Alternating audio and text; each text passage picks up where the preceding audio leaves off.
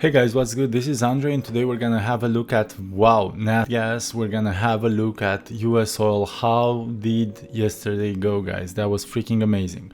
We're also gonna make sure that we have a look at gold because it's starting to look interesting. And to wrap it all up, I want to look at wheat and a couple of stock picks. So feel free to jump ahead at the chapters that interest you guys the most. And as per usual, thank you so much for all of your support in the last few videos, guys. It means the world to me. Being a small channel, every single like that I receive truly helps me gain a lot more exposure, so that helps massively. Let's jump into it, guys. So for NatGas, man, for anybody that hasn't watched any of my videos before, you probably think that I've pre-built this box after yesterday's movement. It looks like some sort of witchcraft or something, but it's exactly where it stopped running yesterday, and it's something that we had on the chart for quite a few days, saying that we will most likely go and feed off of this supply zone. I keep talking about NatGas ever since it was at 2.250 roughly. I was talking about potentially breaking out of this area, retesting the bottom, check, and then running all the way up to this supply area. Now, from here, guys, well, first off, I sent out a short yesterday speaking about the fact that this rallied so much. We had an 8% plus day, and honestly, every single time that I see something running that much, I'm not that excited to hold it anymore. And I know that, for instance, if we look at the left side of the screen here, sometimes massive updates are just a signal of more to come, but I just don't feel comfortable holding after such a massive update. So I took profits yesterday on my entire position. I'm now waiting to see what happens. What I can see happening would be for us to form a flag formation here, so something along lines of this, or maybe a pennant formation, who knows. But I would love for this to consolidate a bit before we rally further. I'm not saying it's overbought right now, I don't think it is.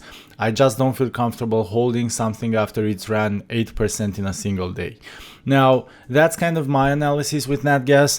Hypothetically, we still have some ways to go here up into this upper supply zone at roughly 2.8, potentially running through, I don't know, the middle of it at 2.9. So there is more upside here for darn sure, but I just couldn't hold it any longer after an 8% plus day. I just took my laurels, and honestly, if every single trade worked out this way and you could capture the meat of the move every single time, that would be just an epic world to live in. We had really limited stop loss here, so I'm just humbled to have been able to catch it, and that's about it really, guys. By the way, we constantly post things on our Patreon, free and paid, of course. I encourage you guys to subscribe. We post a lot of things, and I think that every single Patreon we have is extremely happy with the way things have been going for the last few weeks here. We've been taking a lot of profits, so check us out, guys. It's just $5 a month. It's a tier that we're gonna sunset within the next month or so. So if you wanna take advantage of a low cost version of what we offer here and just see if our service is good enough for your liking, check us out. It's gonna go away within the month most likely, and we're gonna hike the price after that point. Now, moving back here, we're gonna look at wheat, guys, and I sent wheat out as a reminder a few days ago. I was speaking about it when it was roughly at 636, that we should be getting a breakout here, and what I was saying is that if we do manage to break out, we are probably heading into 700 or 720. Lo and behold, we did break out. We retested the trend line. It was an excellent trade once more. We are now trading at 660, so we've got $700 on the horizon. Where is the place to take profit? But for any of you guys kind of feeling lucky and feeling like you want to push your profit potential to the max, 720 could still be on the books for this move regardless. Now, with gold, guys, I've sent a couple of Patreon posts for gold as well, so feel free to subscribe and check it out, but I'm gonna talk about it here. Basically, what I think here is that gold is still going to be in this downtrend or sideways to down kind of trend for a little while longer. I do have my sights on a couple of buy points, but again, please check out our Patreon and you're gonna see more details there. Now, the other trade that I want to highlight here for you guys was MPW. MPW was a stock I think that one of you recommended that we check out. This is a pretty clear trade, guys. So we formed a double bottom here. We broke above the peaks that formed this double bottom. So for a double bottom to be confirmed, you need a break above this level. It happened when this move happened. We are now broken above, and as you guys can see, this red line over here, this is where hypothetically this move measures out to. This is the way you do it in technical analysis. I think we're gonna go there. Now, what I'm currently doing, obviously I bought some shares.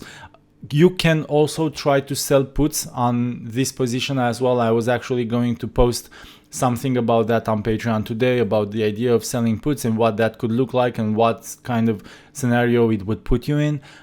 So again, feel free to check it out if you want to find more details there. It's a pretty cool risk to reward ratio here. Basically, we're getting a 1 risk to 4.5 reward, so that's pretty fantastic if you ask me. The other one that I wanted to focus on, and I think this is about it for today's video, guys, was Corsair. So for Corsair, again, kind of a very similar situation. We broke above and we are now retesting this same area. I like how the MACD has come back to the 0 line, and hopefully we manage to curl back above and go from here.